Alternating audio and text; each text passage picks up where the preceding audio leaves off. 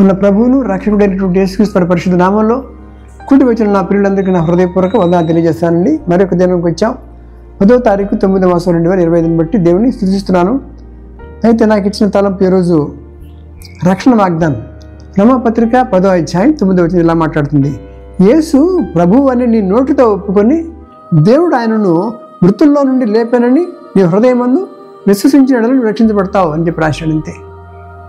విశ్వాసం హృదయంలో కలుగుతుందండి, నోటితో ఒప్పుకోవాలి. సింపుల్. యేసు ప్రభు అని నీ నోటితో ఒప్పుకొని దేవుడు ఆయన మృతుల్లో నుండి ఆయనను లేపానండి నీ హృదయమందు విశ్వసించిన రక్షించబడతామని చెప్పి రాశాడు ఇక్కడ. అయితే ఈ మాట ఎంతో అద్భుతమైన లేఖనం ఇది. విశ్వాసం హృదయంలో కలుగుతుంది. ఆయన ఒప్పుకోవాలి నా ప్రభు అని చెప్పి నా రక్షణ అందరూ ఒప్పుకుంటే దేవుడు ఆయన ఒప్పుకుంటాడు పరలోకంలో కూడా. కాబట్టి దీనికి ఇంకొక మాట జోడిస్తున్నాను. సామెతల గ్రంథంకి వెళ్తే 9:10, అది కూడా 9వ నెల 10వ తారీఖు ఇది. యెహోవా యందు భయభక్తులు కలిగి ఉండుటయే జ్ఞానమునకు మూలము, పరిశుద్ధ దేవుని గూర్చిన తెలివే వివేచనకు ఆధారం అంటాడు. ఎంత అద్భుతమైన లేఖనం చూడండి. ఎందుకు బాధపడుతున్నాడంటే ప్రభు ఈ రోజున నా జనులు జ్ఞానం లేని వారు నశించిపోతున్నారయ్యా అని చెప్పి అన్నాడు. చూడండి హోషేయ గ్రంథం 4వ అధ్యాయం 6వ వచనం, పేజ్ నెంబర్ 746. నిజమే, దైవ జ్ఞానం లేదు, లౌకిక జ్ఞానం ఉంది. ఎంత ప్రభుని దగ్గర అంగీకరించట్లే వాళ్ళు. ఎందుకంటే వాళ్ళ యొక్క పద్ధతులు వాళ్ళు ఉండిపోతున్నారు, కానీ రక్షణ పొందట్లేకుండా ఉన్నారు. అందుకని అంటాడు లోక జ్ఞానం గురించి యాకోబు పత్రిక 3:15 రాస్తున్నాడు. లోక జ్ఞానం అంతా సైతాను జ్ఞానం, దయ్యముల జ్ఞానం వంటిది, ఇది ప్రకృతి జ్ఞానం అని చెప్పి రాశాడు. 3:15 చూసుకోండి తర్వాత ఇంటికి వెళ్ళి. అలాగే దేవుని జ్ఞానం ఎక్కడ ఉందంటే 3వ అధ్యాయం 17వ వచనం. ఇది పైనుండి వచ్చి జ్ఞానం అట, పవిత్రమైన జ్ఞానం రాశాడు. అక్కడ చాలా మాటలు రాశాడు.